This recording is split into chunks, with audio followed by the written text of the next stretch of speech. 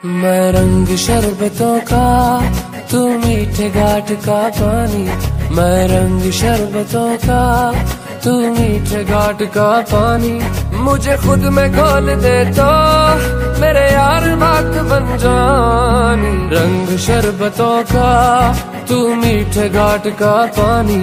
मैं रंग शरबतों का, तू मीठे घाट का पानी। জাঙ্কুক ফোনটা কেটে পিছন ঘুরে তাকাতেই দেখে যে তে ওর পিছনেই দাঁড়িয়ে আছে, ওর দিকে তাকিয়ে আছে। স্যার, তুমি এখনো এখানে কি করছো? তে সাথে সাথে মাথা নিচু করে বলে, আমি কি আপনার বাসায় কাজ করতে পারি স্যার? জাঙ্কুক তের একটু কাছে এসে ভুরু উঁচু করে বলে, তা তুমি এখানে কাজ কেন করবে? আমার কেউ নেই, আমার কোথায় যাওয়ার জায়গাও নেই, প্লাস আমার জবও নেই।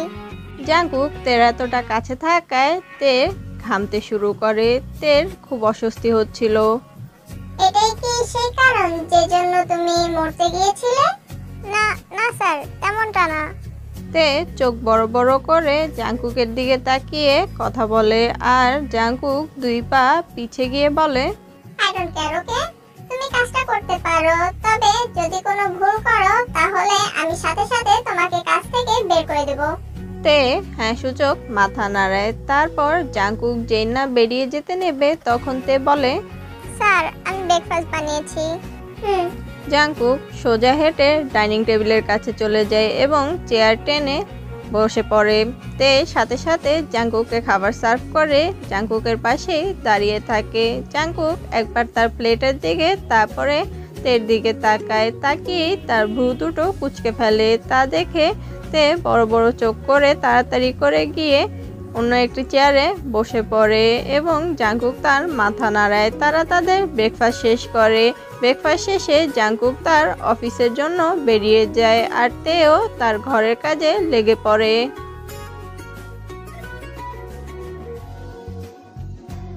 জাঙ্কুক তার অফিসে বসে তার সেক্রেটারির সাথে কথা বলছিল। ঠিক সেই সময় জিন আর আরএম তার কেবিনে প্রবেশ করে। আমার কোনো কেয়ারটেকারের দরকার নেই, এখন তোমার খোঁজা লাগবে না। ঠিক আছে স্যার। জাঙ্কুক হ্যাঁ সূচক মাথা নাড়ায়। সেক্রেটারি সাথে সাথে রুম থেকে বেরিয়ে যায়। তুমি কেন বললে তোমার কেয়ারটেকারের দরকার নেই? কারণ আমার চাই না। কিন্তু কেন?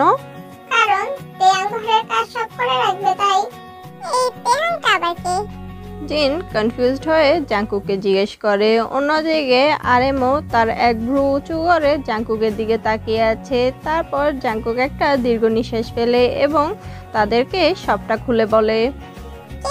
কিন্তু মেয়েটি মরতে কেন চাইছিল? I don't care. কিন্তু তুমি তো সেই মেয়েটাকে হায়ার করেছো, তাই না? তো তুমি তো এটা জানবে নিশ্চয়ই যে সে কে, কোথা থেকে এসেছে বা কোথায় থাকতো, কি করতো। আমার তার কোনো দরকার নেই, ওর কাজের দরকার ছিল আর আমার দরকার ছিল একটা কেয়ারটেকারের। That's it. আর আমি চাই না যে ও আবার ওই মাঝ রাস্তায় গিয়ে হাঁটা শুরু করুক। আর হ্যাঁ, ও অনাথ, ওর কেউ নেই। তুমি কবে থেকে অন্য মানুষের কেয়ার করা শুরু করলে? কেয়ার? আর আমি? হ্যাঁ তুমি। তোমরা এত কেন চিন্তা করছো বুঝতে পারছি না। আর তোমাদের কি খেয়ে দিয়ে কোনো কাজ নেই? তোমাদের যদি কাজ না থাকে তাহলে এখান থেকে যাও, কারণ আমার অনেক কাজ আছে। ঠিক আছে ঠিক আছে, আমরা যাচ্ছি। তারপর দুজনে মাথা নাড়ায়, একটু হাসে আর সেখান থেকে চলে যায়। জাঙ্কুকও নিজের কাজ করতে শুরু করে।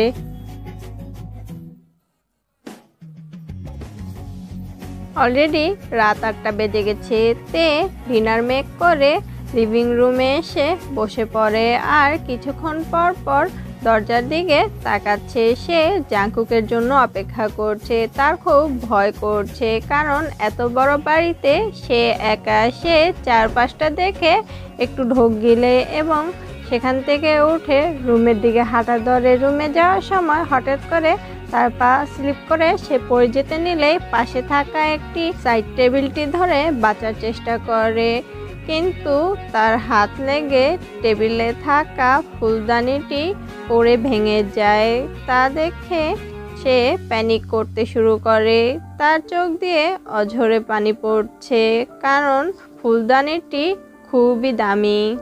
ও গড, এটা আমি কি করলাম? এটা দেখতে খুব এক্সপেন্সিভ মনে হচ্ছে। স্যার নিশ্চয়ই এখন আমাকে কাজ থেকে বের করে দেবে। এখন আমি কি করব? সে আমাকে বলে গিয়েছিল যাতে কোনো ভুল না করি।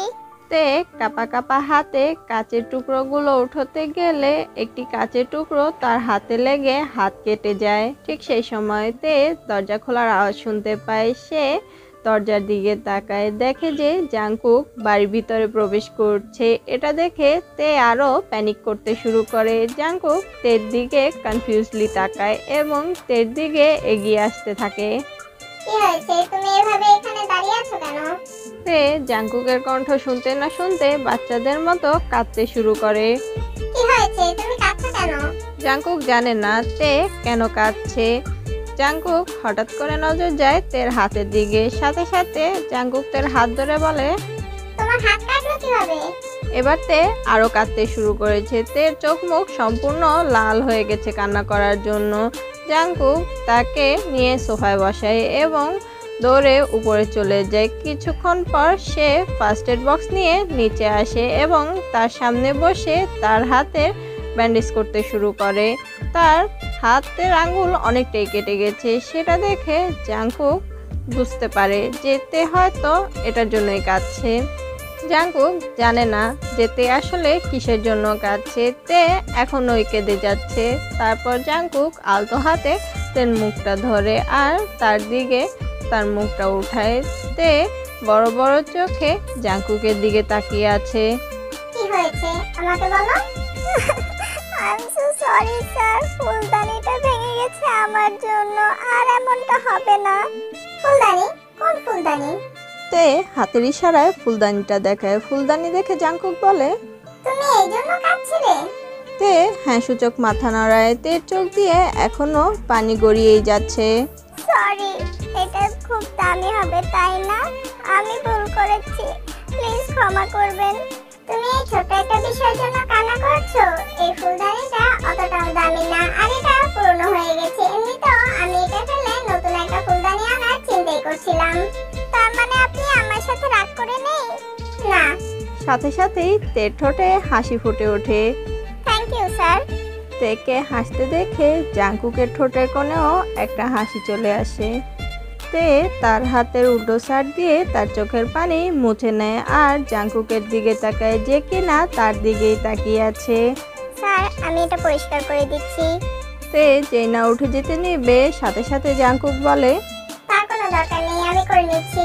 না স্যার, আমি তে যেই না কিছু বলতে যাবে তার আগে জাংকুকের তীক্ষ্ণ দৃষ্টি দেখে তে চুপ হয়ে যায় আর সাথে সাথে মাথাটা নিচু করে ফেলে। জাংকুক উঠে দাঁড়ায় আর ভাঙা ফুলদানির টুকরোগুলো পরিষ্কার করতে শুরু করে।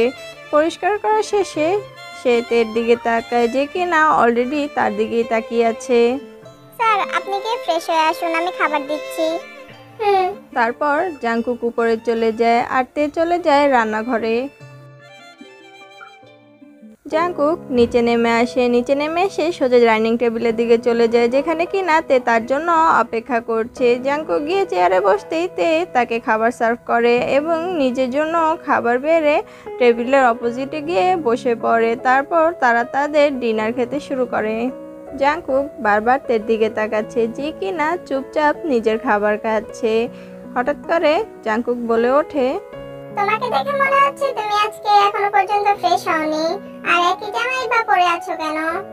আমি শাওয়ার নিয়েছি, কিন্তু আমি আবার এই জামাটাই পরেছি কারণ আমার কোনো জামা কাপড় নেই স্যার।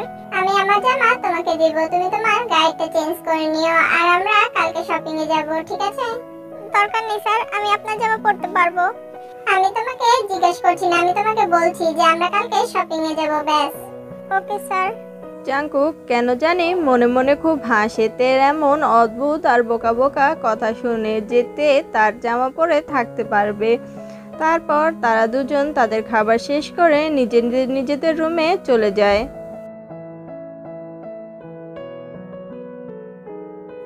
এখন জাংকুক তার ক্যাবিনে বসে তার কম্পিউটারে কিছু একটা টাইপ করছিল। তারপর হঠাৎ করে নিজের ঘড়ির দিকে তাকায় এবং দেখে যে দুপুর হয়ে গেছে। কিছু একটা ভেবে সে তার ফোনটা নিয়ে কাউকে ফোন করে।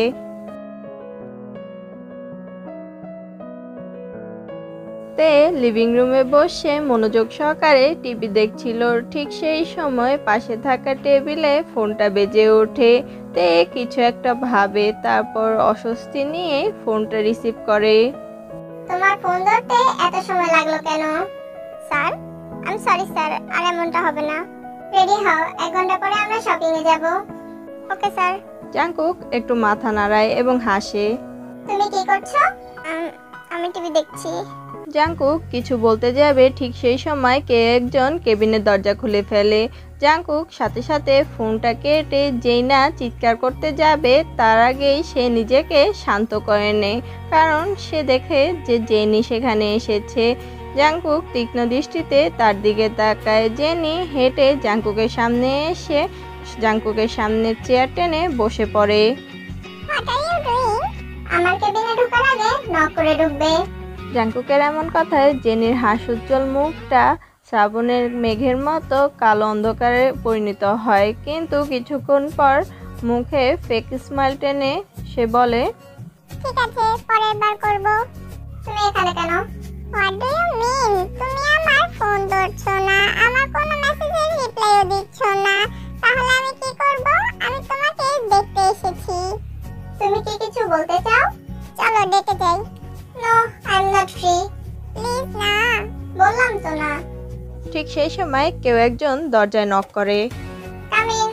সাথে সাথে জিমিন আর ওয়াইন ক্যাবিনে প্রবেশ করে। ওহ, জেনি, কেমন আছো? ভালো আছি। এই বলেই জেনি একটু ঠোঁট ফোলায়। জেনি ঠোঁট ফোলানো দেখে ওয়াইন বলে, জানো জেনি, তোমার ঠোঁট ফোলানো দেখে আমার একজনের কথা মনে পড়ে গেছে। ইয়েস ইয়েস, আমি একই কথাই ভাবছিলাম। ওদের দুজনের কথায় জেনি কনফিউজড হয়ে ওদের দিকে তাকিয়ে আছে। হ্যাঁ, মনে আছে তোর? কালকে আমরা একটা বাদর দেখেছিলাম, ঠিক ওর মতো দেখাচ্ছে। তুই একদম ঠিক বলেছিস। What the hell? জেনি রাগী চিৎকার শুনে জিমিন আর ওয়াইন আটকে ওঠে। ভুলেও আমার বন্ধুদের উপর চিৎকার করার সাহস দেখাবে না। বাট জাংকুক, তুমি এখন আসতে পারো। জেনি সাথে সাথে জিমিন আর ওয়াইনের দিকে রাগী চোখে তাকায় আর সেখান থেকে বেরিয়ে যায়। ওর কি হয়েছে? আমরা তো শুধু সত্যিটাই বলছিলাম। জাংকুক জিমিন আর ওয়াইনের দিকে তাকায়। ওয়াইনও হ্যাঁ সূচক মাথা নাড়ায়। তোমাদের কি চাই আর তোমরা এখানে কি করছো? আমরা তেহাঙ্গের সাথে দেখা করতে চাই। আর কেন তোমরা দেখা করতে চাও? কেন, আমরা কি তার সাথে দেখা করতে পারবো না? হ্যাঁ, আর আজ রাতে আমরা সবাই তোমার বাড়ি যাব। আজকে না। কেন? তোমাদের কি কোনো কাজ নেই? আর হ্যাঁ, আমি যাচ্ছি। কোথায়? নিজেদের কাজ করো। তারপর জাংকুক চেয়ার থেকে উঠে জিমিন আর ওয়াইনকে কোনো উত্তর না দিয়ে সেখান থেকে চলে যায়। ইডিয়েট। Right, idiot. জাংকুক ঘরে প্রবেশ করেই দেখতে পায় যে তে সোফার উপরে বসে আছে আর বসে বসে অনেকক্ষণ যাবৎ কিছু একটা চিন্তা করছে। জাংকুক তো তের মধ্যে হারিয়ে গেছে, কারণ তে দেখতে অনেক কিউট লাগছিল, মনে হচ্ছে একটা তুলোর বল। কারণ তে জাংকুকের জামা কাপড় পরে আছে যেটা তার শরীরে অনেকটাই লুজ, তাকে তারপরেও দেখতে অনেক সুন্দর লাগছে। তে জাংকুককে দেখে সাথে সাথে সোফা থেকে উঠে দাঁড়ায়। সে দেখে যে জাংকুক তার দিকে গভীর দৃষ্টিতে তাকিয়ে আছে। তা দেখে তের গাল দুটো লাল হয়ে যায়। তে সাথে সাথে নিজের মাথা নিচু করে ফেলে আর নিজের লোয়ার লিপস বাইট করতে শুরু করে। স্যার। তের ডাকে জাংকুক তার সেন্সে ফিরে আসে আর ঠান্ডা স্বরে বলে, লেটস গো। তে হ্যাঁ সূচক মাথা নাড়ায় আর জাংকুকের পিছু পিছু হাঁটা ধরে।